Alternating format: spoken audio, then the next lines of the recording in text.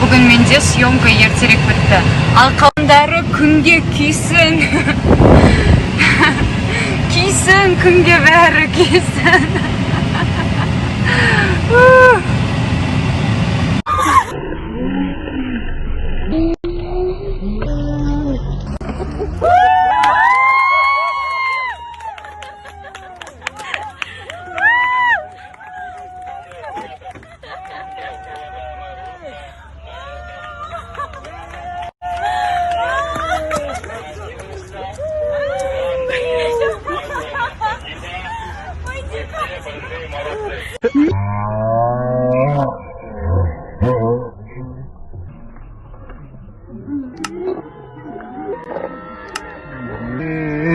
Ha ha ha.